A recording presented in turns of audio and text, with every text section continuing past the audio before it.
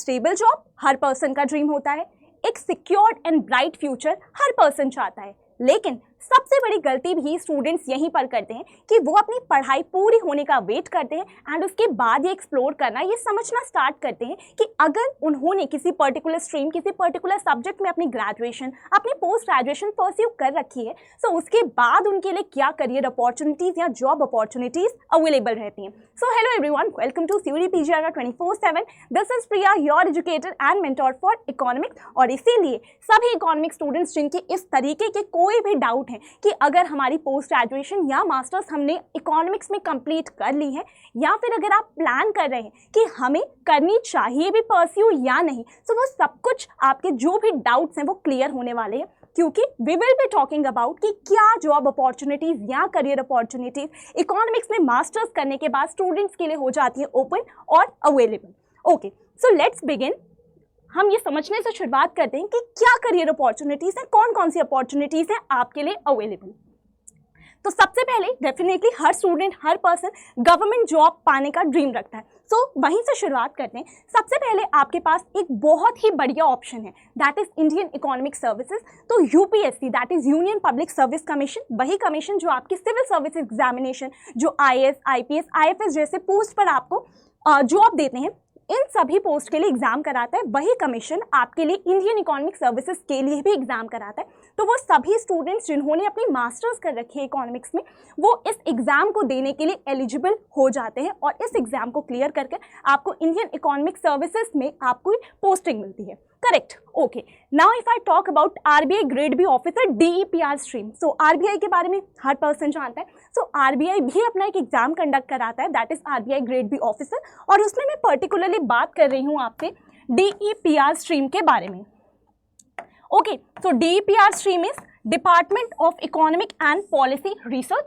यहाँ पर अगर आप इस एग्जाम को क्लियर करते हैं तो आपको इस पोजीशन पर काम करने का मौका मिलता है, जहाँ पर आप basically policy research, economic analysis, इन सारी चीज़ों पर काम कर रहे होते हैं। All right, then if I talk about Niti Aayog, so everyone knows about it कि ये हमारा पॉलिसी थिंक टैंक है। तो अगेन यहाँ पर आपको economic research, policy analyst, policy research, ऐसे रोल्स देखने को मिलते हैं। Correct. Then if I talk about public sector banks, definitely वहाँ पर वो स्टूडेंट्स जिनके पास इकोनॉमिक्स में उनकी पोस्ट ग्रेजुएशन है, ऐसे स्टूडेंट्स की नीड और रिक्वायरमेंट बहुत ज़्यादा आपको देखने को मिलती है। सो वहाँ पर आप रिस्क एनालिस्ट, इकोनॉमिक रिसर्चर्स के तौर पर वहाँ पर काम कर सकते हैं। Then you have state public service commission. अब ये क्या है बच्चे, अगर आप अपना जो आपने पोस्ट ग्रेजुएशन कंप्लीट कर लिए, उसके बाद अगर आप नेट का एग्जाम क्लियर कर लेते हैं, आपने सबने इसके बारे में सुना होगा, सो आप एलिजिबल हो जाते हैं डिफरेंट यूनिवर्सिटीज़ या कॉलेजेस में असिस्टेंट प्रोफेसर के तौर पर पढ़ाने के लिए। सो डिफरेंट जो आपके स्टेट्स हैं वो अपनी अपनी यूनिवर्सिटीज़ में असिस्टेंट प्रोफेसर्स को रखने के लिए एग्जाम कंडक्ट करवाते हैं। सो उन एग्जाम्स को देने के लिए भी आप एलिजिबल हो जाते हैं, और उसको देकर नेट क्लियर कर देन ये वाला एग्जाम देकर आप असिस्टेंट प्रोफेसर की जॉब पा सकते हैं किसी यूनिवर्सिटी या फिर किसी कॉलेज में। Okay, then if we talk about research and policy institutions, तो काफ़ी सारे रिसर्च एंड पॉलिसी इंस्टीट्यूशंस आपको देखने को मिलते हैं, जहां पर आपको डिफरेंट रोल्स पर आप काम कर सकते हैं। कौन कौन से? सो ये लिस्ट है उन सभी रिसर्च एंड पॉलिसी इंस्टीट्यूशंस की, जहां पर आप पॉलिसी रिसर्चर के तौर पर, इकोनॉमिक एनालिस्ट के तौर पर, रिस्क एनालिस्ट के तौर पर, कंसल्टेंट के तौर पर काम कर सकते हैं। सो ये सभी आपके लिए mention research and policy institutions है, जहाँ पर जैसा मैंने आपको बताया, आप रिसर्च एसोसिएट के तौर पर, पॉलिसी एनालिस्ट के तौर पर, इकोनॉमिक एनालिस्ट के तौर पर, इकोनॉमिक्स के तौर पर या कंसल्टेंट के तौर पर डिफरेंट रोल्स आपको देखने को मिलते हैं। अगर आपके पास ये डिग्री है तो आप यहाँ पर इन रोल्स पर काम कर सकते हैं। Correct. Then if I talk about private sector and corporate jobs, तो ऑब्वियसली अगर आपकी गवर्नमेंट जॉब है तो well and good, otherwise private sector में भी आपके लिए बहुत एक्सीलेंट ऑप्शंस अवेलेबल रहते हैं, जैसे कि यहाँ पर सारे ही ऑप्शंस आपके लिए मेंशन्ड है। तो कोई भी ऐसा ऑप्शन नहीं है जो आपके लिए अवेलेबल हो और आज की वीडियो में कवर ना हो पाए। तो सबसे पहले आपके पास बिजनेस एंड फाइनेंशियल एनालिस्ट, क्योंकि आपने इकोनॉमिक्स पढ़ी है, आपने फाइनेंस रिलेटेड चीज़ें भी हम उसमें पढ़ते हैं। हम लोग एक्सपेक्टेड रिटर्न क्या है, कितना रिस्क है, इन सारी ही चीज़ों के बारे में पढ़ाई करते हैं। ओके, सो आपके लिए बिजनेस एंड फाइनेंशियल एनालिस्ट जैसा रोल रहता है। उसके अलावा क्रेडिट एनालिस्ट, उसके अलावा आपके पास है data analyst, economist in corporates, क्योंकि हम यहाँ बात कर रहे हैं आपके कॉर्पोरेट जॉब्स के बारे में। देन रिस्क मैनेजमेंट स्पेशलिस्ट, यानी कि आप अगर थोड़ा सा रिलेट करें तो वही सारे आपको रोल्स देखने को मिल रहे हैं, वही सारी जॉब अपॉर्चुनिटीज देखने को मिल रही है जिसके बारे में कहीं ना कहीं हम इकोनॉमिक्स में ओवरऑल अलग अलग सेक्शंस के अंदर जाकर पढ़ रहे होते हैं। Okay, then market research analyst, corporate strategy analyst, so ये सारे ही आपके पास ऑप्शंस रहते हैं। एंड सबसे बड़ा ऑप्शन जो आजकल काफ़ी सारे स्टूडेंट्स ऑप्ट करते हैं कि वो कंसल्टिंग फर्म्स को ज्वाइन करते हैं, जैसे कि मैकेंजी, डिलॉयट, EY, PwC। सो ये बहुत ही ज़्यादा आपके लिए मैं कहूँगी कि बहुत ही ज़्यादा एक्सीलेंट ऑप्शन है, क्योंकि काफ़ी सारे स्टूडेंट्स इन्हीं कंपनीज में, इन्हीं कॉर्पोरेट जॉब्स में अपनी प्लेसमेंट पाना चाहते हैं। सो यहाँ पर आप ज्वाइन कर सकते हैं for economic and strategic advisory role, consultant के तौर पर आप यहाँ पर ज्वाइन कर सकते हैं। Okay, then if I talk about academy and teaching, definitely काफ़ी सारे स्टूडेंट्स ऐसे होते हैं जिन्होंने अपनी पोस्ट ग्रेजुएशन परस्यू कर ली है, बट उनका जो इंटरेस्ट है, जो उनका कीन इंटरेस्ट है, वो किसकी तरफ है? पढ़ाने की तरफ है, टीचिंग की तरफ है। तो उस सिचुएशन में आपके पास अगेन काफ़ी सारे रोल्स हैं, जैसा कि मैंने आपको पहले ही बताया कि आप असिस्टेंट प्रोफेसर बन सकते हैं, जिसे हम लोग लेक्चरर कहते हैं। सो आपको उसके लिए बच्चे नेट का एग्जाम क्लियर करना होता है, और उस एग्जाम को क्लियर करने के बाद आप डिफरेंट यूनिवर्सिटीज़ में, डिफरेंट कॉलेजेस में असिस्टेंट प्रोफेसर के तौर पर पढ़ाने के लिए एलिजिबल हो जाते हैं। ओके, सो आपके पास एक ये ऑप्शन है, या फिर आप अपनी फर्दर PhD को परस्यू कर सकते हैं अगर कोई स्टूडेंट करना चाहे तो। उसके अलावा क्योंकि अब आपकी पोस्ट ग्रेजुएशन हो चुकी है, सो आप पढ़ा सकते हैं, आप PGT के तौर पर भी स्कूल्स में पढ़ा सकते हैं, ठीक है। उसके लिए आपको अलग एग्जाम क्लियर करना पड़ता है। सो आप टीचिंग कर सकते हैं, teaching eight UG level, coaching centres वगैरह में, आप कोचिंग इंस्टीट्यूशंस में पढ़ा सकते हैं फॉर लाइक CUET, क्योंकि आपको पता है CUET UG भी है, CUET PG भी है। सो आपको आजकल काफ़ी सारे एग्जाम्स देखने को, एंट्रेंस एग्जाम्स देखने को मिलते हैं, सो आप वहाँ पढ़ाने के लिए भी एलिजिबल हो जाते हैं। UPSC, अब आपको पता है UPSC में भी इकोनॉमिक्स है, इकोनॉमिक्स एज एन ऑप्शनल भी है। सो वहाँ पर भी, उस सिचुएशन में भी आपके लिए ये अपॉर्चुनिटी भी रहती है। ओके, उसके अलावा जैसे मैंने कहा कि आप नेट का एग्जाम अगर क्लियर कर लेते हैं, सो आपके पास वो डिग्री भी है, तो उस सिचुएशन में वहाँ पढ़ाने के लिए भी आप एलिजिबल हो जा रहे हैं। बट यहाँ पर मैं बात कर रही हूँ आपके अकेडमी एंड टीचिंग के बारे में। अगर हम लोग बात करें आपके कहाँ पर, जो आपको कॉर्पोरेट्स वगैरह में जॉब मिल जाती है, या फिर आपको डिफरेंट एग्जाम्स क्लियर करने पड़ते हैं अगर आपको गवर्नमेंट जॉब चाहिए तो। ओके, देन उसके बाद banking and financial institutions, different banking and financial institutions हमें देखने को मिलते हैं। सो उन सभी में आप एलिजिबल हो जाते हैं, आपको वहाँ जॉब मिलने के काफ़ी ज़्यादा हाई चांसेस रहते हैं आपकी इकोनॉमिक्स में डिग्री की वजह से। दैट इज योर RBI, जैसा मैंने बताया।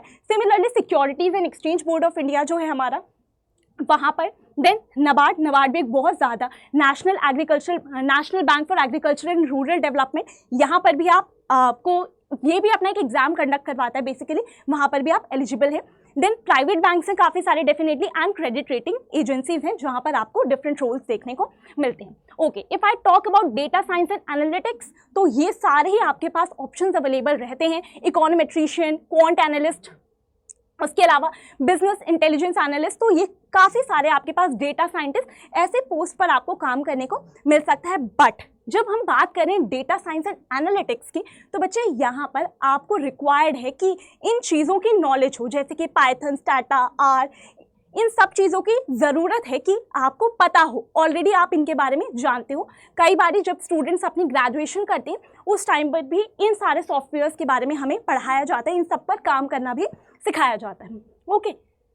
Okay, now if I talk about journalism and writing, so यहाँ पर भी क्योंकि हमारी MA इकोनॉमिक्स हो चुकी है, इकोनॉमिक्स में आपके पास डिग्री है, सो ये वाले ऑप्शंस भी आपके पास रहते हैं कि आप फाइनेंशियल और इकोनॉमिक जर्नलिस्ट के तौर पर काम कर सकते हैं, आप कॉलमिस्ट, कंटेंट राइटर के तौर पर काम कर सकते हैं डिफरेंट रेप्यूटेड न्यूज़पेपर्स के साथ। ओके, उसके अलावा हमारे पास है इकोनॉमिक्स एडिटर या रिसर्च राइटर के तौर पर।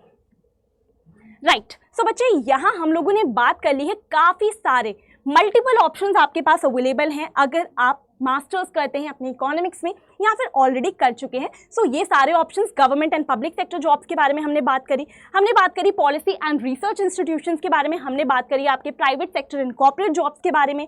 Then we talked about your teaching, then banking and financial institutions, और भी हम लोगों ने data science analyst and analytics, journalism and writing, इन सब के बारे में कर ली है बात।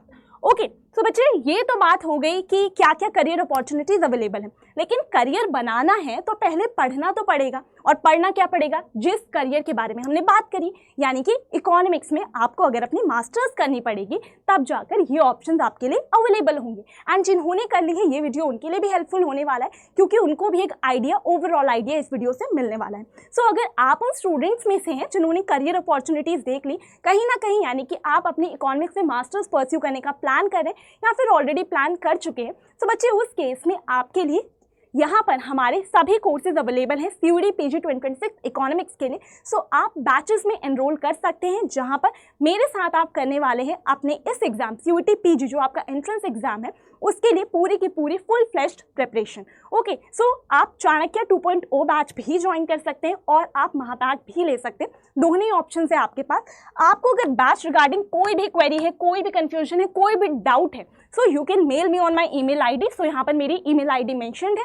एंड अगर आप प्लान कर चुके हैं, आपको सारी चीज़ें करनी है, आपको बैच डायरेक्टली परचेज करना है, आपकी कोई क्वेरी नहीं, सो आप बैच परचेज करते हुए कोड अप्लाई कर सकते हैं, दैट इज PY19। उससे जो आपके लिए प्राइस है वो रिड्यूस हो जाता है डिस्काउंट लगने के बाद, और आप उस कम वाली प्राइस पर अपने बैच को परचेज कर सकते हैं। ओके, उसके अलावा बच्चे आपको पता है जो CUET PG 2026 के लिए सभी स्टूडेंट्स प्रिपेयर कर रहे हैं, उनके लिए हम लोग ऑलरेडी विश्वास 2.0 सीरीज लेकर आ चुके हैं। सो वहाँ पर जो भी आपकी क्लासेस होती हैं उसके सभी PDF आपको इस टेलीग्राम चैनल पर मिल जाते हैं, एंड बाकी इंपॉर्टेंट अपडेट्स, गाइडेंस वगैरह भी आपको यहाँ पर मिलती है। So you can join my Telegram channel. So ये है टेलीग्राम चैनल ज्वाइन करने के लिए scanner. Okay, so thank you so much. This was all about कि क्या करियर अपॉर्चुनिटीज़ हैं आपके पास अपनी इकोनॉमिक्स में पोस्ट ग्रेजुएशन करने के बाद। सो आई होप सभी डाउट्स क्लियर हो गए हों, एंड जो भी स्टूडेंट्स इनमें से किसी भी जॉब अपॉर्चुनिटी को ग्रैब करना चाहता है, सो उसके लिए द ओनली सोल्यूशन इज कि पढ़ने बैठ जाइए। और पढ़ने बैठना है तो आपको थोड़ी मेहनत करनी पड़ेगी। आप भी मेहनत कीजिए, मैं भी आपके साथ आपकी प्रिपरेशन पे मेहनत कर रही हूँ। सो उस सिचुएशन में आप डेफिनेटली इनमें से किसी ना किसी एक रोल पर अपने आप को कुछ टाइम बाद ज़रूर पाएंगे। Thank you so much.